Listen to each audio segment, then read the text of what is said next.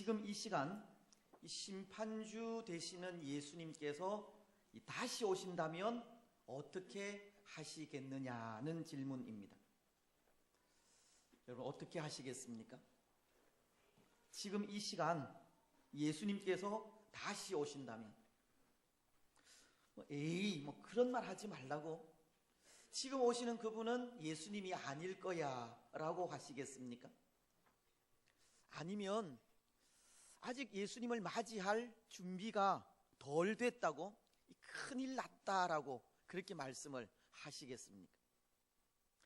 그것도 아니면 요한계시록 22장 20절 말씀처럼 마라나타, 아멘 주 예수여 오시옵소서, 다시 오시는 예수님을 두 손 들고 환영하시겠습니까?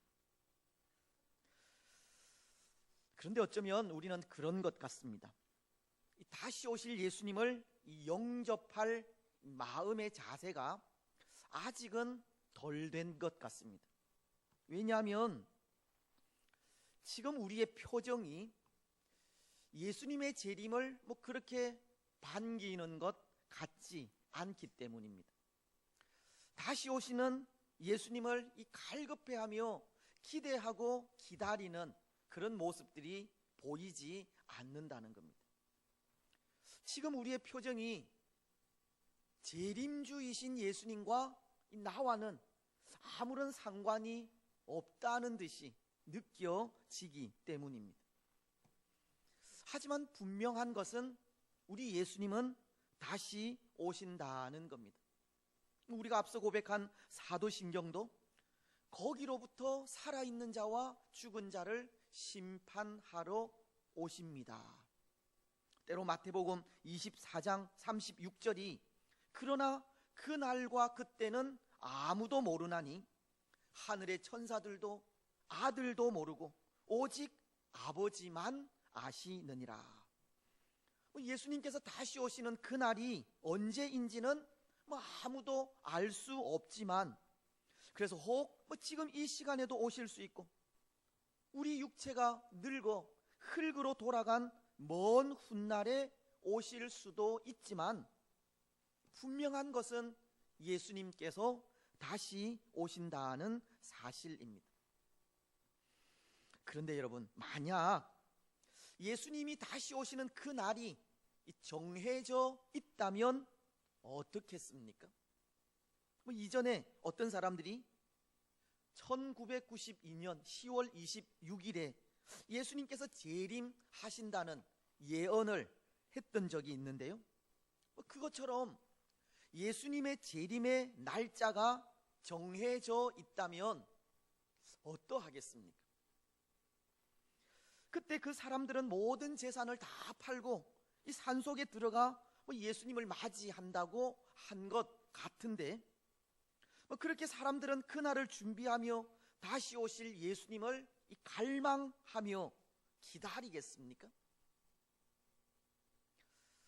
저는 생각에 예수님의 재림 날짜가 정해져 있다면 아마 이 세상은 너무나도 혼란스럽지 않을까 생각합니다. 우리 생각에는 예수님의 재림이 언제이니 그 날을 준비하면서 대망하는 삶을 살아갈 것 같은데, 물론 그렇게 살아가는 사람들도 있겠지만, 그럼에도 그 날은 큰 혼란을 가져다 주는 날이 되지 않을까 한다는 겁니다. 때론 노아의 홍수 때처럼 그때에도 노아가 심판을 선포했지만 사람들은 변함없이 장가가고 시집가며 자신들의 삶에 충실했듯이 아마 오늘 이 시대에도 그렇게 무감각하게 자기만의 삶을 살아가는 사람들도 있을 것이고, 또 예수님의 재림에 맞추어서 교회에 나오려고 하는 사람들도 있을 것이며, 어떻게 하든 이 구원의 반열에 들어가기 위해 온갖 수단과 방법을 동원하는 사람들도 있을 것입니다. 이전처럼 면죄부나 구원 티켓을 파는 사람들도 있을지 모르겠습니다. 그렇지 않겠습니까? 그 모습이 얼마나 혼란스럽겠습니까? 재림의 선포에도 무관심한 사람들, 구원의 반열에 들어서기 위해 그 기회를 이용하는 가짜 신자들, 재림을 맞이한다고 이리저리 분주히 다니는 사람들, 그런 사람들로 인해 아마 그런 혼란은 없으리라 생각해 봅니다. 하지만 참 다행인 것은 예수님의 재림의 날짜를 그 누구도 알지 못한다는 겁니다. 하나님은 그 날짜를 계시해 주시지 않으셨습니다. 그것이 또 우리에게 얼마나 다행한 일인지 모르는 겁니다. 여러분, 그런데 하나님께서 예수님의 재림의 시기를 알려주지 않으셨다면 거기에 또 무슨 이유가 있겠습니까? 그 시기를 기어코라도 캐내어 알아내어라는 그런 뜻이겠습니까? 아니면 그 시기를 굳이 알 필요가 없다라는 그런 뜻이겠습니까? 굳이 알 필요가 없다는 뜻입니다. 알 필요가 없습니다. 예수님의 재림의 시기는 그 누구도 알 수 없지만 알려고 하지 않는 것이 더 좋습니다. 존 칼빈은 이런 말을 했는데요, 이러한 때와 시기에 관한 탐구는 그만두어야 한다. 사랑하는 여러분, 예수님의 재림의 날짜에 대한 연구와 그 때를 알려고 하는 노력들은 다 필요 없습니다. 다만 예수님의 재림을 기다리면서 우리가 해야 할 일이 있다면 항상 깨어 경성하고 다시 오실 예수님을 적극적으로 대망하면서 신실하게 사는 일입니다. 그것 외에 아무것도 없습니다. 지금 당장 예수님께서 다시 오신다고 해도 두려워할 필요도 없고, 예수님을 맞이한다고 특별한 준비를 할 필요도 없습니다. 지금 우리의 모습 그대로를 가지고 그날을 위해 믿음으로 신실하게 살아갈 뿐입니다. 여러분, 오늘 본문을 통해 사도 바울이 전하는 말씀이 그것입니다. 예수님이 다시 오시는 그 시기는 알 수 없지만 그날을 기다리며 신실하게 믿음의 삶을 살아가라는 겁니다. 우리가 지난 시간 생각했던 말씀도 그랬지 않습니까? 데살로니가 교인들이 가지고 있던 하나의 의문, 믿다가 죽은 사람들이 예수님이 다시 오시는 그 재림 때에 어떻게 될까 하는 의문이 있었고, 이 바울은 믿음의 사람들이 죽어서 그 육체가 흙으로 돌아간다고 해도 예수님께서 재림하실 때 그리스도 안에서 죽은 자들이 살아있는 사람보다 먼저 일어나 예수님을 영접하게 되고, 그 이후에 살아있는 자들도 구름 속으로 끌어올려져 예수님을 영접하게 된다라고 하면서 그 말씀으로 이 서로를 위로하라고 하셨습니다. 언제 예수님 다시 오시고 또 예수님의 재림 시에 이미 죽은 사람들이 어떻게 될까 하는 거기에 쏟는 관심보다 이 주어진 믿음의 삶을 더 아름답게 살아가라는 말씀을 하신 겁니다. 오늘 말씀도 그렇다는 겁니다. 예수님의 재림에 관한 시기보다는 믿음으로 살아가는 그 삶에 더 충실하라는 말씀을 하고 있습니다. 그래서 오늘 1절 말씀은 이렇게 말씀을 하시는 겁니다. 형제들아, 때와 시기에 관하여는 너희에게 쓸 것이 없음은. 바울은 예수님이 다시 오시는 그 때와 시기에 관해서는 쓸 것이 없다고 하십니다. 물론 이것은 이 바울이 이미 데살로니가 교인들에게 그 때와 시기에 관해 가르쳤기 때문에 쓸 것이 없다, 그렇게 말한 것이기도 하지만, 예수님을 영접한 그리스도인들은 그때가 되어도 아무런 걱정을 할 필요가 없기 때문입니다. 왜냐하면 그리스도인들은 그날을 위해서 항상 깨어서 준비를 하고 있을 것이기 때문입니다. 여러분, 사도 바울은 오늘 2절을 통해 그 때와 시기에 관해 이렇게 가르쳤지 않습니까? 주의 날이 밤에 도둑같이 이를 줄을 너희 자신이 자세히 알기 때문이라. 주의 날이 밤에 도둑같이 이른다고, 바울은 예수님께서 다시 오시는 그 날이 알 수 없게 임하신다고 가르친 겁니다. 도둑이 언제 올지 알 수 없듯이 예수님의 오심도 그러하다는 겁니다.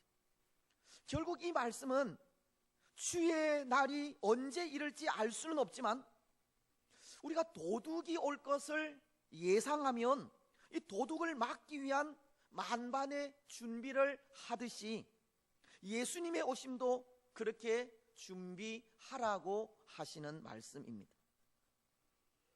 이것을 다시 말씀을 드리면, 예수님께서 다시 오시는 그 때, 그 시기가 중요한 것이 아니라 그 때를 위해 어떤 모습으로 살아가야 하는지, 그것이 더 중요하다는 것을 가르치는 겁니다. 모르겠습니다. 어떤 사람들은 우리 중에도 그렇게 이야기를 하실 분이 있을지 모르겠습니다. 세상에 종말은 없다라고, 또 세상의 끝은 아직 멀었다라고, 아직도 이 세상은 평안하고 아직도 이 세상은 안전하다라고 말씀하실 분들이 있을지 모르겠습니다. 오늘 이미 이 땅에 나타나고 있는 이 멸망의 징조는 보지 못하고 자신의 생각에 따라, 또 세상이 원하는 대로 아직은 이 세상은 괜찮다라고 말하는 사람들이 있을지 모르겠습니다. 물론 그럴 수 있습니다. 사람들의 생각처럼 아직은 세상의 끝이 아닐 수 있습니다. 예수님은 지금보다 훨씬 이후에 오실 수도 있고, 우리의 생이 끝난 이후에 오실 수도 있습니다. 하지만 그 때가 중요한 것이 아니라는 것이, 때보다는 더 중요한 삶이라는 것이 있기 때문입니다. 예수님은 더디 오실 수 있지만, 더디 오신다고 우리 마음대로 살아가다간 멸망이 기다리고 있다는 것 때문입니다.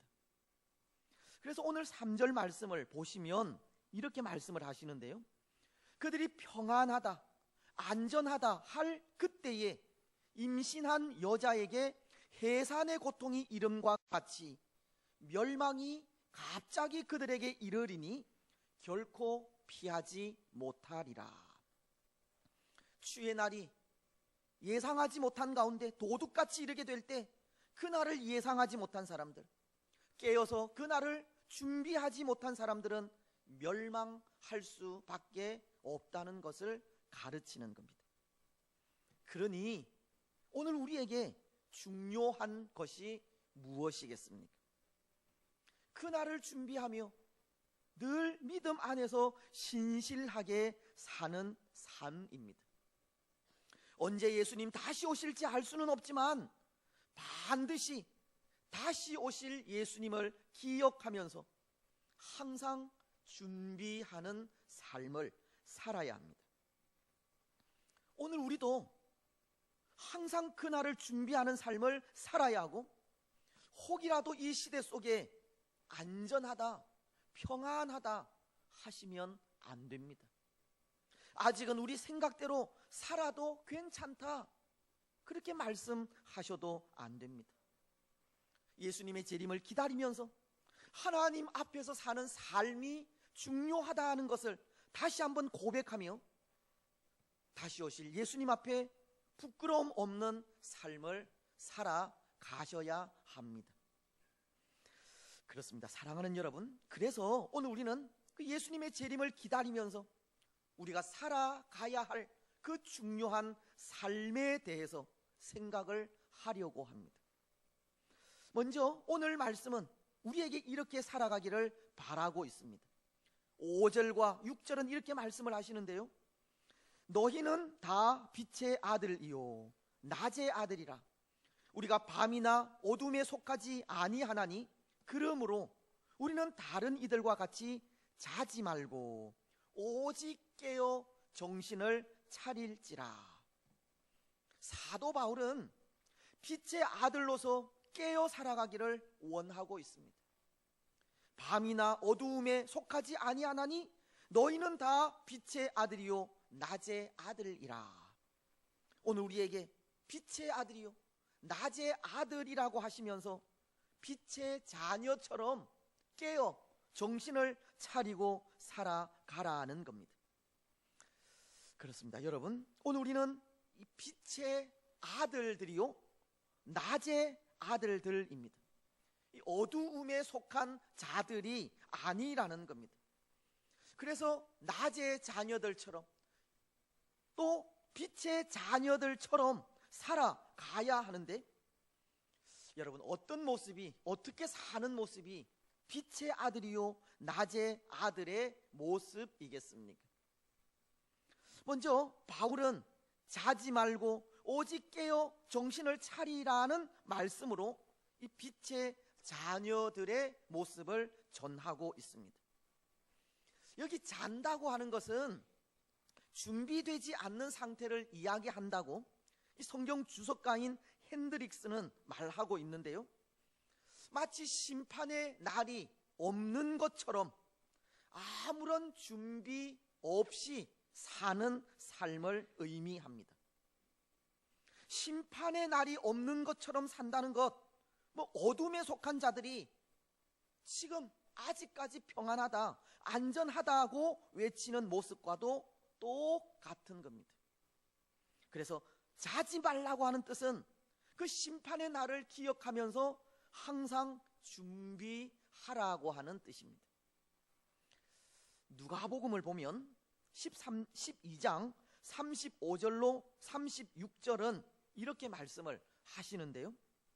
허리에 띠를 띠고 등불을 켜고 서 있으라. 너희는 마치 그 주인이 혼인집에서 돌아와 문을 두드리면 곧 열어주려고 기다리는 사람과 같이 되라. 마치 그 주인이 혼인집에서 돌아와 문을 두드리면 곧 열어주려고 기다리는 사람과 같이 되라고. 언제 주인이 돌아오더라도 항상 이 문을 열어줄 수 있는 만반의 준비를 하고 있으라는 겁니다. 예수님의 오심을 기다리면서 준비하라는 겁니다. 또 이 바울은 빛의 자녀로서 깨어 있으라라고도 했는데요. 여기 깨어 있으라라고 하는 것은 예수님을 변함 없이 바라보라고 하는 그런 의미의 말입니다. 때로 예수님을 기다리면서 어떤 날은 낙심되는 날도 있을 수 있고, 또 어떤 날은 소망을 잃어버리는 날도 있을 수 있지만, 그럼에도 예수님께 소망을 두면서 변함없이 예수님만을 바라보라는 겁니다. 다시 오셔서 믿는 우리를 영광 중으로 인도하실 그 예수님을 기억하면서 한결같은 마음과 모습으로 예수님만 바라보라는 겁니다. 그럼에도 예수님만 바라보는 삶이 깨어있는 삶이라는 겁니다. 그리고 또 하나, 바울은 정신을 차리라고 했습니다. 이것은 영적으로나 도덕적으로나 진실하라는 뜻입니다. 여기 정신을 차리라고 하는 이 말은 계속 이어지는 7절 말씀이 취하는 자들은 밤에 취하되라고 말씀을 하시듯이 이 술 취하지 말라고 하는 그런 의미의 말인데요. 이 술에 취해서 나도 모르게 범죄하는 일을 미리 방지하는, 그것을 요구하는 말입니다. 그래서 믿음의 사람으로 항상 진실하고 순결하며 깨끗해야 한다는 것이 정신을 차리라고 하는 말입니다. 사랑하는 여러분, 오늘 우리는 빛의 자녀, 낮의 아들들처럼 살아가야 합니다. 항상 예수님의 재림을 준비하는 삶을 살아가야 하고, 어떤 일들 앞에서도 변함없이 예수님만을 바라보아야 하며, 우리의 삶에 거짓 없는 진실한 삶을 살아가야 합니다. 여러분, 오늘 우리의 삶이 바로 이런 삶이 되시기를 바랍니다. 빛의 자녀된 삶을 사시기를 바랍니다. 그리고 또 하나, 오늘 바울은 이 예수님의 재림을 기다리는 우리에게 이 8절 말씀과도 같은 삶을 살기를 원하시는데요, 8절은 이렇게 기록을 합니다. 우리는 낮에 속하였으니 정신을 차리고 믿음과 사랑의 호심경을 붙이고 구원의 소망의 투구를 쓰자. 믿음과 사랑의 호심경을 붙이고 구원의 소망의 투구를 쓰자라고 말씀하고 있습니다. 그런데 여러분, 때로 이 말들은 어쩌면 전쟁이라는 것을 연상하게 하는 용어인 것 같습니다. 호심경이나 이 투구라고 하는 것은 전쟁에 사용되는 도구이기 때문입니다. 호심경이라는 것, 이 갑옷이나 오늘날의 방탄 이 조끼 같은 것을 이야기하고, 또 투구는 우리의 머리에 쓰는 도구로 적의 공격으로부터 이 보호하는 장비입니다. 이 둘 다 이 전쟁에 사용되는 무기라는 겁니다. 그런데 이 두 가지 무기가 그 특징이 있는 것 같습니다. 그것은 이 공격용 무기가 아니라 이 방어용 무기라는 겁니다. 에베소서에도 보면 6장 14절로 17절 말씀은, 그런즉 서서 진리로 너희 허리띠를 띠고 의의 호심경을 붙이고 평안의 복음이 준비한 것으로 신을 신고 모든 것 위에 믿음의 방패를 가지고 이로써 능히 악한 자의 모든 불화살을 소멸하고 구원의 투구와 성령의 검 곧 하나님의 말씀을 가지라.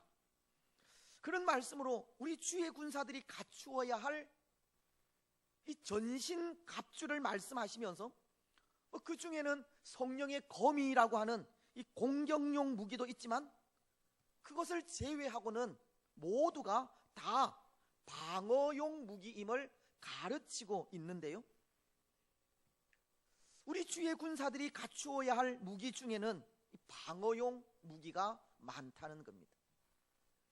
여러분, 여기 무슨 특별한 의미가 있겠습니까? 빛의 자녀로서 이 공격용 무기를 갖추고 싸우는 것이 아니라 방어용 무기를 가지고 싸워야 할 이 특별한 이유가 있겠느냐는 겁니다. 아마도 그것은 이 적들의 쉴 틈 없는 공격 속에 항상 무장을 갖추고 있으면 적의 공격을 무력화시킬 수 있다는 그런 뜻이 아닌가 합니다. 공격도 공격이지만 만반의 무장을 하고 수비 태세를 갖추고 있다면 적의 그 어떤 공격에도 능히 막아낼 수 있다는 겁니다. 특히 오늘 말씀을 보시면 믿음과 사랑의 호심경과 또 구원의 소망의 투구라고, 믿음, 소망, 사랑이라고 하는 우리 믿음의 사람들에게 반드시 필요한 이 덕목을 말씀하고 있지 않습니까? 이것은 만반의 무장과 수비 태세를 갖춘 사람들이 믿음으로 인내해야 할 것을 말씀하는 것이고, 고통 속에서도 사랑으로 행해야 할 것을 말씀하는 것이며, 소망 중에 참고 견뎌야 할 것을 말씀하는 것인데요, 믿음과 사랑과 소망으로 무장될 때 아무리 강한 공격이라도 능히 막아낼 수 있다는 겁니다. 믿음과 소망과 사랑으로 무장될 때 아무리 강한 적의 공격이라도 견뎌낼 수 있다는 겁니다. 그렇습니다. 그런 의미에서 이런 생각도 해봅니다. 우리 주의 군사들이 가져야 할 무기 중에는 방어용 무기들이 많고, 방어용 무기를 앞세우며 나아갈 때 믿음과 사랑과 소망을 요구하듯이 믿음과 소망과 사랑으로 항상 이 적의 이 정체 또 동태를 살필 때 이 적들의 공격을 더 잘 막을 수 있겠다, 이 적들의 공격을 잘 피할 수 있겠다는 생각을 해봅니다.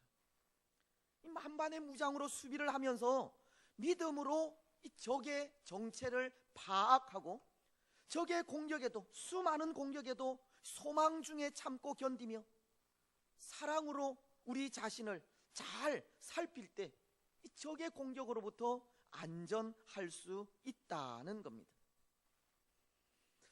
특히 이 일은 우리 다음 세대를 위해 대단히 중요한 일이라 생각을 하는데요.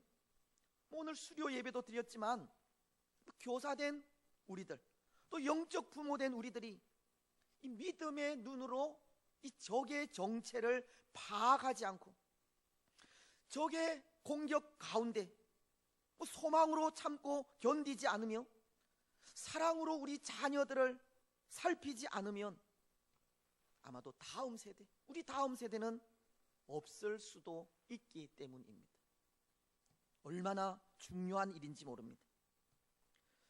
여러분, 오늘 이 땅 위에 우리를 공격하려는 이 사단의 공격이 얼마나 많습니까? 얼마나 많은 유혹들이 우리와 우리 자녀들을 침략하고 있습니까? 특히 오늘날은 이 사단의 공격이 이전과는 달리 눈에 보이지 않는 것들로 공격을 하고 있지 않습니까?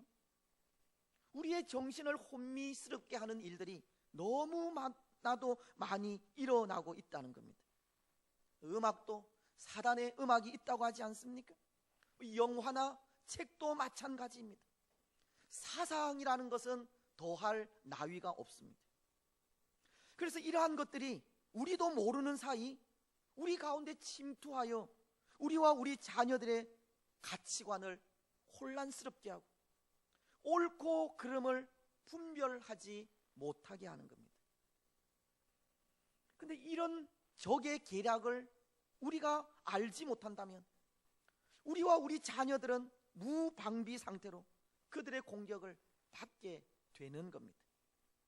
하지만 깨어서 믿음의 눈으로 이 적들의 정체를 파악하고 살핀다면 우리와 우리 자녀들은 적들의 공격으로부터 자유로울 수 있는 겁니다. 그래서 사실은 오늘 이것이 우리에게 주어진 사명입니다. 우리는 항상 깨어서 적들의 동태를 살펴야 하고 적의 정체를 잘 파악하여서 우리 자녀들에게 가르치는 일입니다. 알리는 일입니다. 사랑하는 여러분, 오늘 부모된 우리에게 바로 이런 사명이 있다는 것을 기억하시기 바랍니다. 항상 깨어 정신을 차리고 이 시대를 살피는 이 파수꾼의 사명이 있다는 것을 기억하십시오. 그래서 파수꾼의 사명으로 믿음과 사랑의 호심경과 구원의 소망의 투구로 앞서서 이 적들의 공격을 막아야 하고 적들로부터 우리의 정체성을 지켜야 합니다. 오늘 알게 모르게 찾아오는 사단의 공격으로부터 우리의 신앙을 지켜야 하고 우리 자녀들이 변함없이 예수 그리스도 안에서 구원받은 자로 살아갈 수 있게 해야 합니다. 오늘 9절 말씀은 이렇게 말씀하시지 않습니까? 하나님이 우리를 세우심은 노하심에 이르게 하심이 아니요 오직 우리 주 예수 그리스도로 말미암아 구원을 받게 하심이라.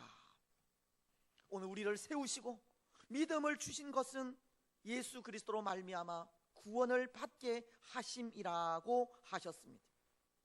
오늘 우리를 통해 우리 자녀들이 또 주위 많은 사람들이 구원을 받게 해야 한다는 겁니다. 사랑하는 여러분, 오늘 우리는 믿음과 사랑의 호심경과 구원의 소망의 투구로 적들로부터, 사단으로부터 우리와 우리 자녀들을 지키시기 바랍니다. 우리 자녀들이 구원자이신 예수 그리스도 안에 안전히 거하게 하시기를 바랍니다. 그것이 예수님의 재림을 기다리면서 우리가 해야 할 일입니다. 이제 말씀을 맺겠습니다. 사랑하는 여러분, 오늘 우리는 예수님의 재림을 기다리면서 우리가 해야 할 일들에 대해서 살폈습니다. 그 일은 변함없이 빛의 자녀들처럼 사는 일입니다. 믿음 안에서 항상 예수님의 재림을 준비하고 그 어떤 일들 앞에서도 변함없이 예수님만 바라보며 우리 삶에 거짓 없는 진실한 삶을 사는 일입니다. 또한 믿음과 사랑의 호심경과 구원의 소망의 투구로 이 적들의 공격을 막는 일이고 적들로부터 우리와 우리 자녀들을 보호하는 일입니다. 사랑하는 여러분, 오늘 우리는 빛의 자녀들처럼 살아가시기를 바랍니다. 말씀이 가르치는 대로 충실하게 살아가십시오. 오늘 11절이 그러므로 피차 권면하고 서로 덕을 세우기를 너희가 하는 것 같이 하라고 말씀하고 있듯이 우리 자녀들과 주위 사람들에게 말씀이 가르치는 대로 빛된 삶을 통해 덕을 끼치시기 바랍니다. 그래서 빛의 자녀로서 언제 우리 예수님 다시 오신다고 해도 부끄러움 없이 기쁨으로 예수님을 맞이하는 복된 성도들이 되시기를 예수님의 이름으로 축복합니다. 아멘. 우리 찬송 176장입니다.